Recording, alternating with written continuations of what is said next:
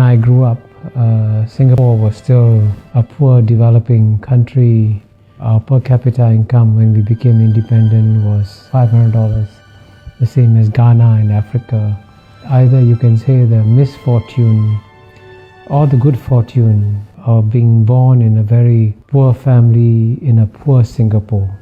Perkenalkan Profesor Kishore Mahbubani, seorang akademisi dan mantan diplomat Singapura yang kini menjadi salah satu pemikir prominent asal negeri Singa itu. Dalam cuplikan video yang barusan tadi, ia menjelaskan bagaimana Singapura yang dulunya menjadi salah satu negara paling miskin di dunia, kini telah bertransformasi menjadi salah satu negara paling makmur di dunia dengan pendapatan per kapita paling tinggi.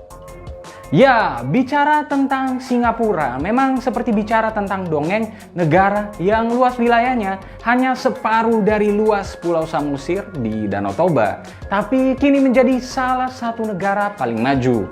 Optimisme untuk menjadi sebuah negara hebat seperti sekarang ini mungkin tak pernah terbayangkan ketika pemimpin negara itu, Lee Kuan Yew, menangis dalam sebuah konferensi pers di tahun 1965 karena tak bisa membayangkan bagaimana Singapura yang minim sumber daya alam bisa bertahan sebagai sebuah negara pasca keluar dari Federasi Malaysia. Tahun 65 Indonesia justru sibuk dengan tragedi berdarah.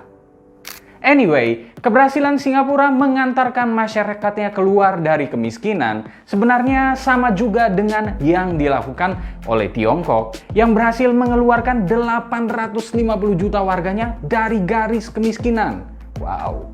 Konteks angka kemiskinan itu kini penting untuk dibahas, mengingat pandemi COVID-19 berpotensi meningkatkan jumlah warga miskin secara masif di seluruh dunia, termasuk Indonesia.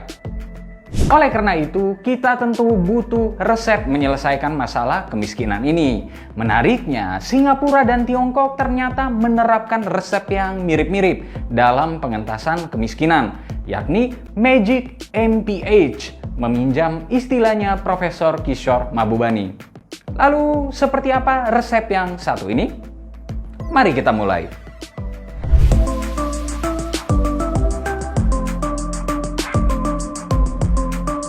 Sebelum bahas soal resep, mari sedikit melihat efek ekonomi terhadap kemiskinan yang terjadi selama pandemi COVID-19. Laporan terbaru dari Yayasan Bill and Melinda Gates menyebutkan bahwa COVID-19 menggagalkan dan menghilangkan upaya pengentasan kemiskinan yang telah diupayakan selama 25 tahun terakhir. Angka kemiskinan ekstrim meningkat hingga 7% akibat COVID-19.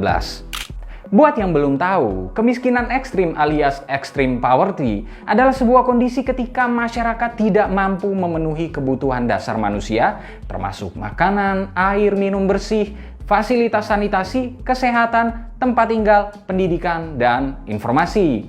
Kini, kemiskinan ekstrim juga didefinisikan dengan mengacu pada pendapatan di bawah garis kemiskinan internasional, yakni 1,25 US dollar per hari atau sekitar 18.492 rupiah.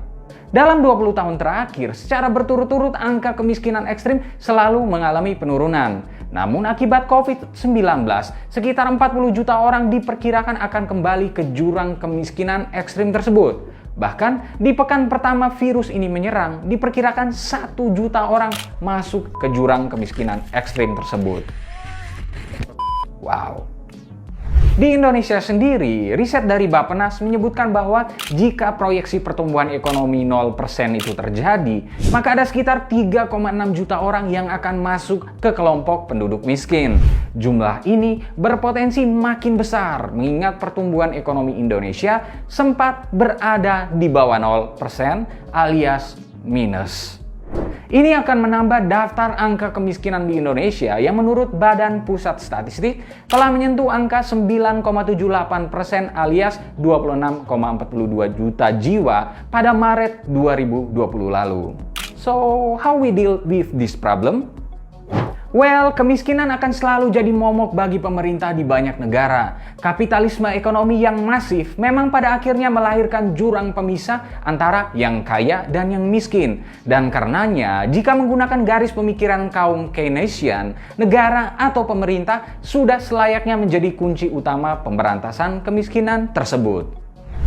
Kishore Mahbubani sebagai salah satu pemikir yang dikenal dengan konsepsi kebangkitan Asia menunjuk Tiongkok sebagai contoh utama proyek pengentasan kemiskinan.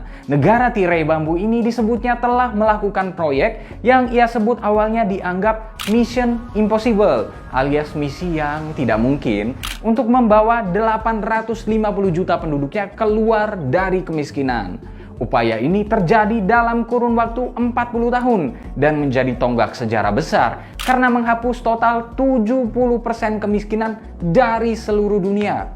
Yes, dari seluruh dunia.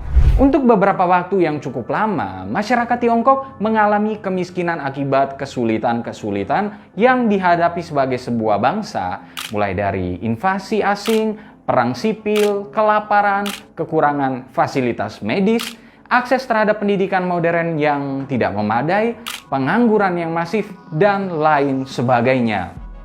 Pemerintah Tiongkok kemudian melakukan kebijakan yang tepat untuk kepentingan masyarakatnya lewat formula yang oleh Mahbubani disebut sebagai Magic MPH.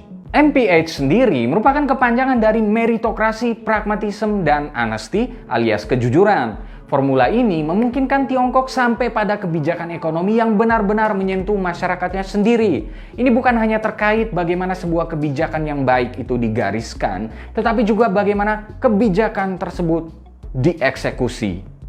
Konteks meritokrasi misalnya sangat terlihat dari bagaimana sekalipun pemerintahannya secara politik masih komunis sosialis, namun memberikan ruang-ruang yang terbuka untuk persaingan individu di masyarakat demi mengeluarkan kemampuan terbaiknya. Banyak dari orang-orang terbaik dan tercerdas di Tiongkok bekerja untuk lembaga-lembaga di pemerintahan. Karena sentralisme kekuasaan, pemerintah memang bebas memilih orang-orang terbaik untuk duduk di pemerintahan. Akibatnya, setiap rumusan kebijakan akan selalu datang dari otak-otak yang brilian. Dengan demikian, peluang untuk kebijakan publik yang buruk menjadi sangat minim. Ini juga terjadi pada perusahaan-perusahaan swasta loh. Contohnya brand drone terkenal DJI melakukan acara rutin RoboMaster, semacam lomba robot untuk anak-anak muda yang pemenangnya akan direkrut jadi karyawan DJI. If you are good, you get the job. Sementara, konteks pragmatisme itu sendiri terlihat dari bagaimana Tiongkok menyerap semua hal dari seluruh dunia untuk kemudian diproses dan digunakan demi menyelesaikan persoalan-persoalan yang dihadapi oleh negara tersebut. Deng Xiaoping misalnya cukup pragmatis ketika mengadopsi keterbukaan ekonomi dengan slogan terkenal, "Tak peduli kucing hitam atau kucing putih, yang penting bisa menangkap tikus." Pragmatisme ini pula yang awalnya membuat Tiongkok dikenal sebagai negara penjiplak alias imitator sebelum kemudian bertransformasi seperti sekarang sebagai negara yang terdepan dalam hal inovasi. Well, kita tahu brand seperti Xiaomi dulu dituduh sebagai penjiplak Apple. Tapi sekarang Xiaomi adalah salah satu brand teknologi dengan inovasi paling banyak. Sementara konteks honesty atau kejujuran bisa dilihat dari bagaimana pemerintah Tiongkok sangat tegas dalam penegakan hukum dan pemberantasan korupsi. Hukumannya sangat berat dan efek jera yang ditimbulkan membuat semua orang takut untuk melakukan perbuatan tersebut. Ini membantu pemerintah menjamin pelaksanaan program dan kebijakan bisa terjadi tanpa gangguan penyelewengan yang dilakukan oleh aparatur negara dan stakeholder yang terlibat di dalamnya. Formula MPH ini kemudian menjadi lengkap ketika pada tahun 2001 Tiongkok masuk menjadi anggota WTO dan sepenuhnya mengambil keuntungan dari ekonomi pasar bebas global. Ibaratnya sebuah kisah dongeng, The Impossible akhirnya mendapatkan pemenuhannya.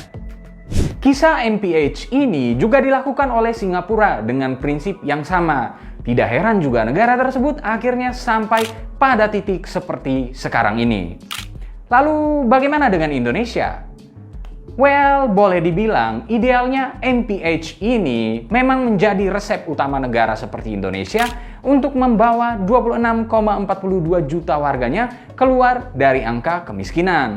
Sayangnya, hal ini tidak mudah terjadi di negara ini. Pasalnya, ada perbedaan kondisi sosial dan politik yang membuat MPH sulit untuk diterapkan. Mulai dari konteks politik yang jauh lebih dinamis, masih adanya kekuatan oligarki politik yang jauh lebih kuat dibandingkan penguasa atau pemerintah yang sah, dan lain sebagainya. Akibatnya, meritokrasi tidak bisa dijalankan secara maksimal. Banyak anak-anak bangsa yang brilian justru bekerja untuk swasta ketimbang pemerintah atau bahkan bekerja di luar negeri. Meritokrasi juga terbentur oleh sistem yang tidak jujur dengan KKN yang mendarah daging hampir di mana-mana. Poin amnesti dengan sendirinya menjadi gugur karena persoalan penegakan hukum dan pemberantasan korupsi selalu berbenturan dengan masalah politik. Sementara pragmatisme yang sebetulnya ada di diri Presiden Jokowi, demikian karakternya digambarkan oleh banyak scholar dari Australia, tampaknya tidak menular cepat ke para pengambil kebijakan yang lain. Misalnya, kita terlalu sibuk berdebat tentang siapa yang Pancasilais, siapa yang komunis, siapa yang mendukung khilafah, dan lain sebagainya, hingga melupakan hal-hal yang esensial dari pembuatan kebijakan publik yang efektif. Soal COVID-19 saja kita masih berdebat tentang bercanda atau serius, kesehatan atau ekonomi, dan lain sebagainya. Akibatnya, tak ada celah bagi kebijakan yang brilian dan tepat sasaran yang bisa muncul dari dalamnya. Jika demikian, apakah terlambat bagi Indonesia untuk belajar dari Singapura dan Tiongkok tentang hal ini? Well, tentu saja tidak. Yang dibutuhkan adalah keinginan yang kuat untuk membawa bangsa ini keluar dari keterpurukan. Nah, bagaimana menurut kalian? Seperti apa kalian melihat formula MPH ini dalam konteks pembangunan ekonomi Indonesia? Berikan pendapatmu. Terima kasih telah menyaksikan video ini. Ini adalah Horizon Pinter Politik yang berangkat dari tulisan in-depth di pinterpolitik.com. Jangan lupa untuk kunjungi pinterpolitik.com untuk dapatkan tulisan-tulisan menarik lainnya. Jangan lupa untuk di rumah aja, patuhi protokol kesehatan dan rajin-rajin cuci tangan kalian. Jika kalian punya saran atau masukan untuk konten-konten selanjutnya, jangan lupa untuk tinggalkan di kolom komentar di bawah ini. Jangan lupa juga untuk like, subscribe, dan nyalakan lonceng notifikasi, serta ikuti terus pinterpolitik.com untuk dapatkan informasi seputar fenomena politik di Indonesia. Bye-bye.